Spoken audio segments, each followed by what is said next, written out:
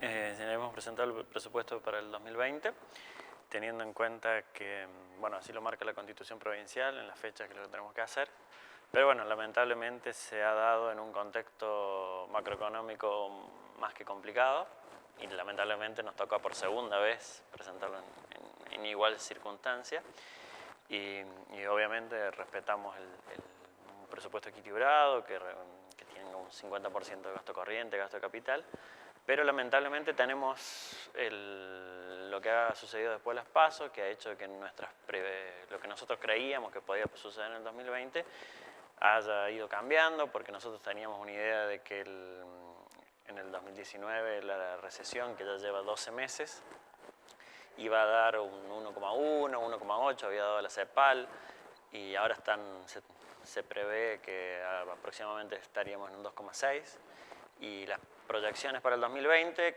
que todas eran de crecimiento, un crecimiento acotado, pero crecimiento en fin, ya algunas proyecciones hablan de también que puede haber una caída para el año que viene. Y el problema de la recesión, en conjunto con la inflación, que la inflación proyectada para este año estaba en alrededor de un 40% por el Banco Central, y ya se está hablando de un 55% o en algunos casos del 60%.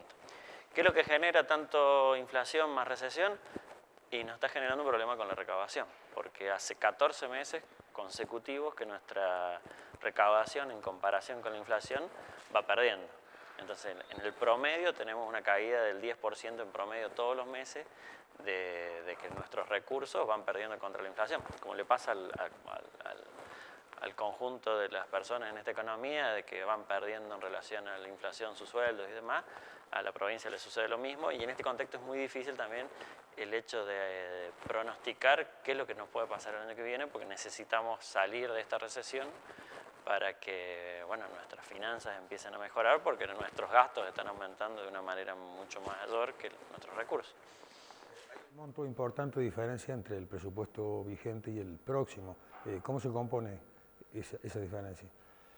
Bueno, eso, a ver, básicamente, si nosotros comparamos el proyecto de presupuesto elevado a la Cámara de Diputados, implica un 59% de incremento respecto del presupuesto vigente para este año 2019.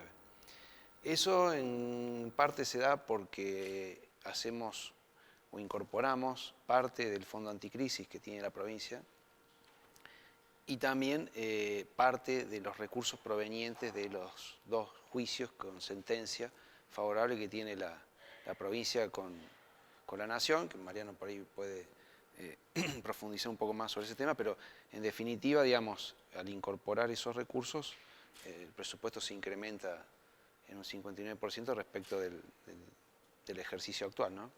¿Cuáles son los pilares fundamentales en que se basó la elaboración de este presupuesto?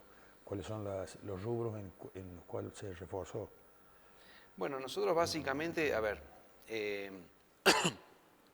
tenemos que cumplir con el mandato de la Constitución Provincial, que nos establece un piso para la inversión en educación, ciencia y tecnología, ¿sí?, de un 23%. Para el presupuesto del año 2020 prevemos que del total del presupuesto se va a destinar un 30% para esa finalidad del Estado, con lo cual sobrecumplimos ampliamente esa pauta de la Constitución, y a su vez representa un 76% de incremento respecto del presupuesto actual, ¿sí? Asimismo, también se va a destinar del total del presupuesto o del proyecto de presupuesto 2020, estimamos que un 22% se va a destinar a salud, ¿sí? También implica casi un 60% de incremento respecto de este año, y un 8% se va a destinar a seguridad, ¿sí?, también incrementándose un 70% respecto del presupuesto actual. Esas son por decirlo, las finalidades del Estado, digamos, si bien hay más, pero las más representativas, ¿sí?, donde podemos ver que el 60% del presupuesto se destina a esos tres grandes rubros. Y bueno, la idea es garantizar, sí, las políticas de contención social que desarrolla la provincia, es lo que lleva tranquilidad a la gente, ¿sí?, sobre todo en momentos de incertidumbre y de crisis, donde, bueno, el Estado va a garantizar la continuidad de todas las políticas sociales, ¿sí? El plan de inclusión social, 22AG, el nuevo programa Empezar, ¿sí?, con todos los desafíos que tiene por delante. y bueno, la obra pública, bueno, en definitiva es llevar tranquilidad, previsibilidad a todos los sectores de la población de la provincia, donde las políticas de Estado de San Luis siguen firmes y con su continuidad.